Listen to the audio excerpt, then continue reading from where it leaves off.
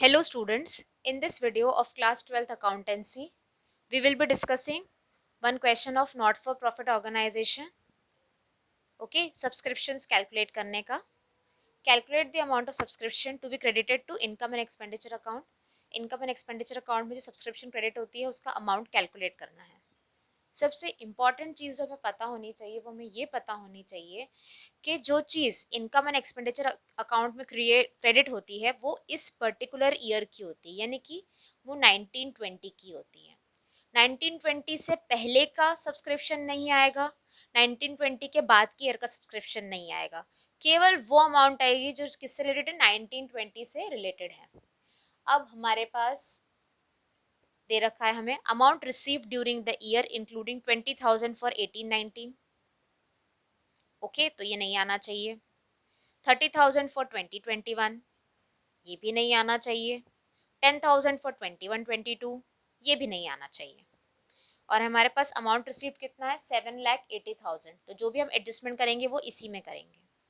Subscription received in advance as on 1 April 2019, मतलब beginning में जो एडवांस है, जो बिगनिंग में एडवांस होता है वो इसी ईयर का होता है, इसलिए हमेशा ऐड होता है. इसमें 15,000 का है, 2021 का है. ओके, तो ये नहीं आना चाहिए. फिर subscription in arrears as on 1 April 2019, opening outstanding है यानी कि पिछले साल का है, इसलिए ये क्या होगा, अमाउंट माइनस होगा. Subscription in arrear as on 31 March 2020, इसी साल के एंड का आउटस्टैंडिंग है, मतलब इसी ईयर की अर्निंग है, इसलिए ये ऐड होगा 50,000. Out of subscription in arrears on 1 April 2019, 15,000 are no longer recoverable. मतलब इस अमाउंट में 15,000 इंक्लूडेड नहीं है.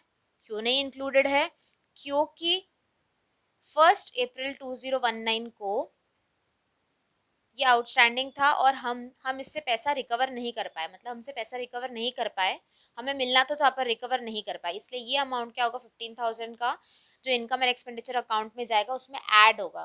क्योंकि हमें रिसीव तो करना था, रिकवर तो करना था, नहीं हुआ तो क्या हुआ, लेकिन इनकम एंड एक्सपेंडिचर अकाउंट में तो आएगा. अब हम क्वेश्चन सॉल्व करते हैं. तो सबसे पहले हम लिखेंगे अमाउंट रिसीव्ड. ओके, तो हमारे पास अमाउंट रिसीव्ड कितना है, 7,80,000. Okay,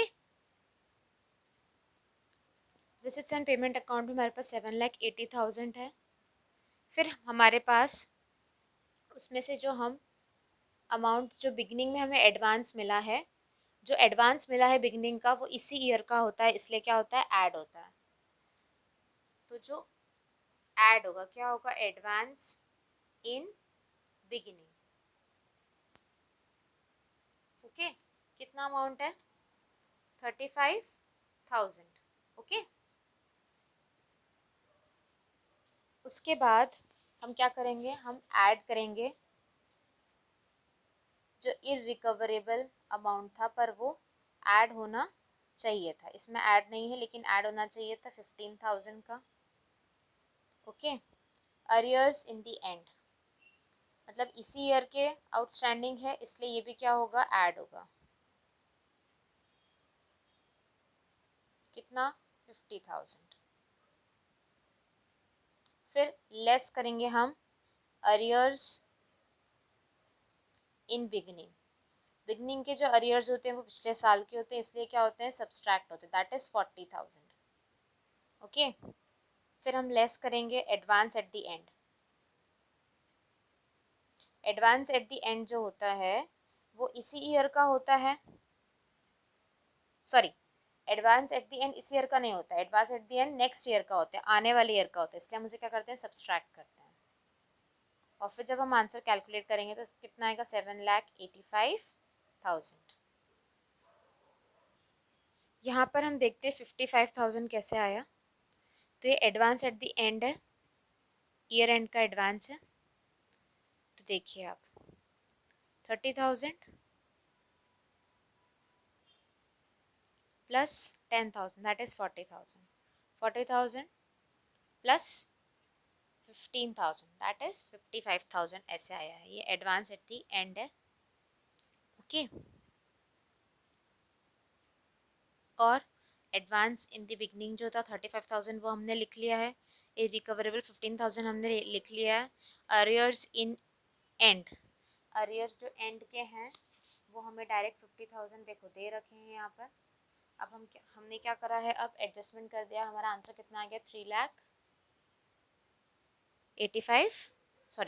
7,85,000। I hope that you understood this question. अब हम नेक्स्ट क्वेश्चन करते हैं। Shweta trust runs a charitable hospital, following is the information given. Shweta trust जो एक हॉस्पिटल रन करती है और उसने फॉलोइंग इन्फॉर्मेशन दे रखी है कि स्टॉक ऑफ मेडिसिन 30,000, 54,000, ये ओपनिंग है और ये क्लोजिंग है। क्रेडिटर्स फॉर मेडिसिन 17,000 और 8,000। स्टॉक ऑफ मेडिसिन मतलब मेरी स्टोर में कितनी मेडिसिन, कितनी दवाइयाँ हैं जिनको मैं बेच सकता हूँ। ठीक है, गोडाउन में कितनी दवाइयाँ हैं जिनको मैं बेच सकता हूँ, या फिर कोई शॉप पे कितनी दवाइयाँ है जिससे वो बेच सकता है। ये ओपनिंग है, ये क्लोजिंग है। क्रेडिटर्स फॉर मेडिसिन, हमने मेडिसिन के उधार किन किन लोगों से ले रखा है, कितने रुपए का ले रखा है, तो 17,000 का और 8,000 का। The amount paid for medicine during the year is 3,07,000। जो अमाउंट हमने पे करा है मेडिसिन के लिए वो कितना है, 3,07,000। Calculate the amount to be debited to income and expenditure account. Calculate करना है हमें अमाउंट जो हमें डेबिट करना है इनकम और एक्सपेंडिचर अकाउंट में for the year ended 31 March 2020। Okay, तो हम इसके लिए दो अकाउंट बनाएंगे। सबसे पहला अकाउंट बनाएंगे हम स्टॉक ऑफ मटेरियल। इन दो अकाउंट बनाने से हमारा क्वेश्चन सॉल्व हो जाएगा। Amount particulars and creditors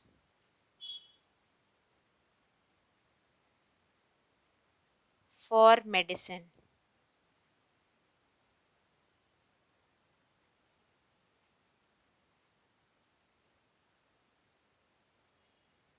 okay, अब मुझे आप बताइए कि स्टॉक का बैलेंस कौन सा होगा। स्टॉक का बैलेंस होगा डेबिट बैलेंस। ओके, तो हम जो भी ओपनिंग बैलेंस है वो डेबिट में लिखेंगे। टू बैलेंस बीडी किसका, स्टॉक ऑफ मेडिसिन का 30,000। यहाँ पर लिखेंगे बाय बैलेंस सीडी 54,000। क्रेडिटर्स का बैलेंस कौन सा होता है, credit by balance BD 17,000 to balance carried down. Okay, carried down कितना है, 8,000। अब यहाँ पर से हमने कैश पेमेंट करी, कैश पेमेंट किसको करी हुई, क्रेडिटर्स को। तो हम क्रेडिटर्स का अमाउंट इतने अमाउंट से कम कर देंगे। तो हम क्या करेंगे, टू कैश 3,07,000। और यहाँ पर क्या आ जाएगा हमारा परचेजेस, जितना हमने परचेज किया होगा। तो 3,15,000 minus 17,000, that is 2,88,000। Okay,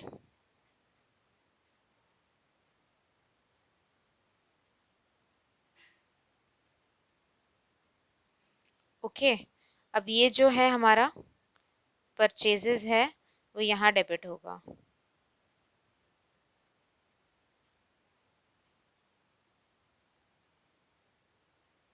okay, तो इससे हमारा क्या अमाउंट निकल जाएगा जो हमें भेजना है इनकम एंड एक्सपेंडिचर अकाउंट में।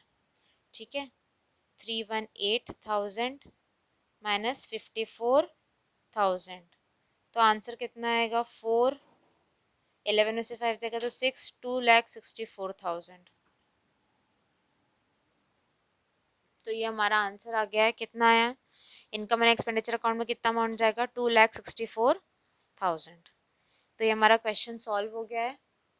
आई hope that you understood how to solve this question. Thank you.